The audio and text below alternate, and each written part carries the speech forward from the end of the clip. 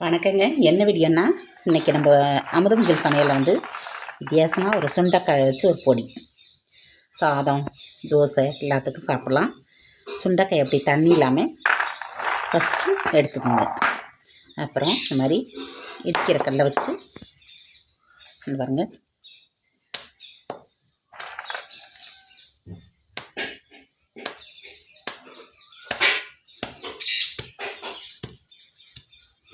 பாருங்கள், இப்படி இரித்து எடுத்துக்கோங்க.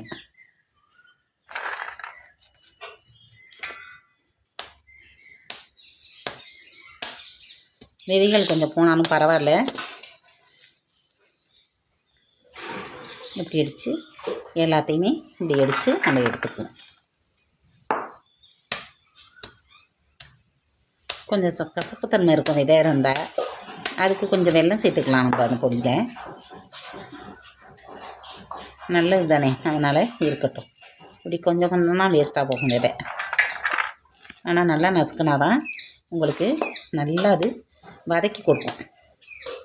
லேசாக இருந்தால் குழம்புக்கு போடலாம். இது வந்து வதங்கணும், நல்லா வதங்கணும் முருகலை. அதனால தான் இப்படி நசுக்கிக்கிறோம். எல்லாத்தையும் நசுக்கிட்டு காமிக்கிறேன். இந்த சுண்டைக்காய் பொடிக்கிறீங்க பாருங்கள், 100 இருக்கும். அது 100 இருக்கும், 50க்கும் கொஞ்சம் கூட தான் இருக்கும். உளுந்து, வெள்ளை உளுந்து எடுத்துக்கேன். அப்புறம் வெள்ளை எள்ளு பொடி. அப்புறம் இது வந்து இது ரொம்ப வாசமாக இருக்கும் பெருங்காயம். அதனால் கட்டி பெருங்காயம் ஒரு 5-6 மிளகாய். உங்களுக்கு காரம் அதிகமாக வேணும்னா நீங்கள் உங்களுக்கு தகுந்த மாதிரி சேர்த்துக்குங்க. அப்புறம் பூண்டு, அப்புறம் நசுக்கணும் சுண்டைக்காய். அவ்வளோதாங்க நம்ம எடுத்துக்க போகிறோம். வாங்க போய் வறுக்கலாங்க. மண் சட்டியில் வறுக்க போகிறோம். காஞ்சிருச்சு. இப்போ ட்ரையாகவே வறுத்துக்குவோம், எண்ணெய் விடாமல். இந்த உளுந்தாங்க இதுக்கு டேஸ்ட்டு.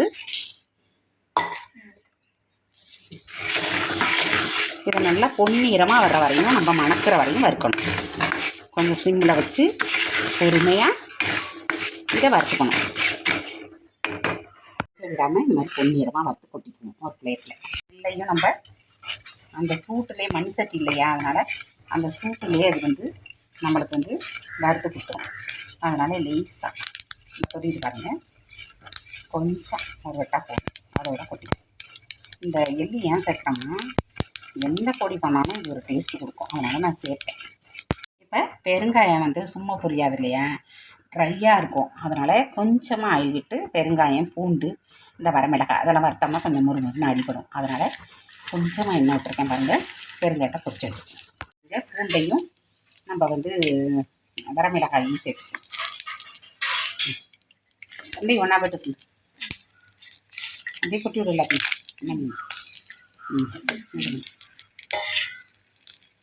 பூண்டு வந்துங்க நம்ம வதக்கையில் வெடிக்கும்.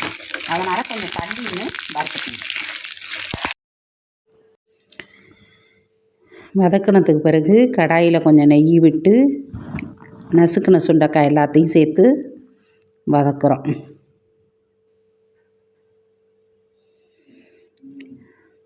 சுண்டைக்காய் ரொம்ப நேரம் வதங்கணுங்க.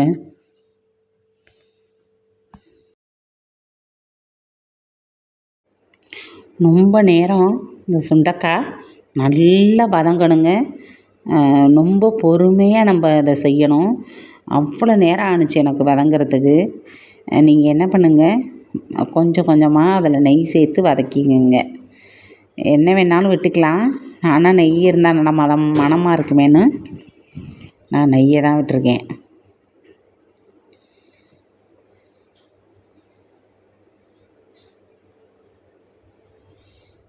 அடுப்பை வந்து சிம்மில் தான் வைக்கணும். சிம்மில் வச்சு தான் நல்லா வதக்கணும்.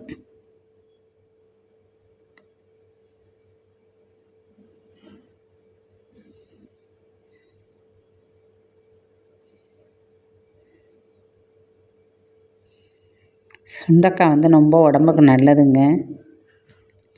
அதனால் கண்டிப்பாக நீங்கள் மறக்காமல் இந்த பொடியை செய்யுங்க. சுண்டைக்காய் வந்து இப்படி நல்லா வெள்ளை கலரில் வர்ற வரையும் வதக்கினாதாங்க டேஸ்ட்டாக இருக்கும். இல்லைன்னா செவன்னு அடிபடாது. முறுமுறுன்னு ஆறணுன்னு வந்துருமாங்க. சுண்டைக்காய் வந்து எப்படி ட்ரை ஆகிருக்கு பாருங்கள். தோலெல்லாம் வதங்கி நல்லா வெள்ளையை வந்து பார்த்தீங்களா, இந்த மாதிரி நம்ம கருக்க விடாமல் நல்லா இன்னும் கொஞ்சம் கூட வதக்கிக்குவோம். அப்படி தான் ஆற வச்சு சேர்த்து நம்ம அடிக்க வேண்டியதான்.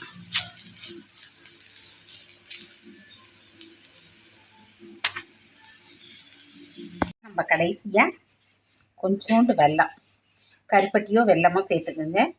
இது ஏன் தெரியுமா, அந்த கசப்பு தன்மையும் தெரியாது. இது ஒரு ஃப்ளேவர், நல்ல ஒரு டேஸ்ட் கொடுக்கும், சூப்பர் டேஸ்ட் கொடுக்கும் அந்த வெல்லம். அதனால் இதை சேர்க்குறேன். இதோட அடிச்சுட்டு வருவோம். அப்புறமாக்கி நம்ம இந்த வெல்லத்தை சேர்த்து அப்புறம் பூண்டை கடைசி மிக்ஸி சாரில் நம்ம இந்த பெருங்காயம், கட்டி பெருங்காயம், இந்த வறுத்த எள்ளு, உளுந்து பருப்பு, இதை நல்லா சேர்த்து அடிச்சுக்கோங்க. இந்த அளவுக்கு நம்ம ரொம்ப நைஸ் அடிக்காமல் கொஞ்சம் குறன்னு வச்சுக்குவோம்.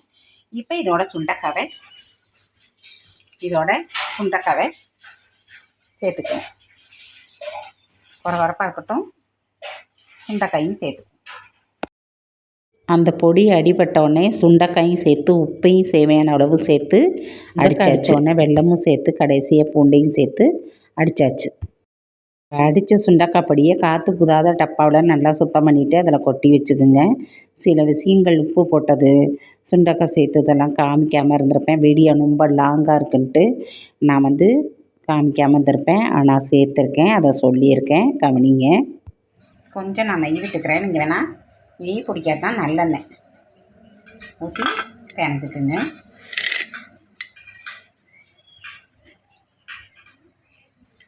ரொம்ப ஹெல்த்தியான பொடிங்க இது. இந்த மாதிரி பிணைஞ்சு சாப்பிட்டிய அவ்வளோ டேஸ்ட்டாக இருக்குங்க. சாப்பிட்டுட்டே இருக்கணும், தட்டு சொறைய காலியாயிரும். மறக்காமல் நீங்களும் ஒரு முறை இந்த மாதிரி செய்யுங்க. இது குடல் புண்ணுக்கு தேவை, உடம்புக்கு ரொம்ப நல்லது இந்த சுண்டக்காய். அதனால் கட்டாயம் நீங்களும் இந்த சுண்டக்காய் பொடியை பயன்படுத்தி பயன்படுத்திக்கிங்க. ஈஸி தாங்க. ஆனால் ஃப்ரிட்ஜில் வச்சுக்கோங்க. வெளியில் வச்சா என்ன ஆகுதுன்னு தெரில. பச்சையாக நம்ம வதக்கியிருக்கோம், அதனால் ஃப்ரிட்ஜில் வச்சுக்கிட்டா பயன்படுத்திக்கலாம். பிடிச்சா இந்த வீடியோ உங்களுக்கு பிடிச்சுன்னா லைக் பண்ணுங்கள், ஷேர் பண்ணுங்கள், கமெண்ட் பண்ணுங்கள், மறக்காமல் சப்ஸ்கிரைப் பண்ணுங்கள். ஃபுல் வீடியோ பாருங்கள். நன்றிங்க.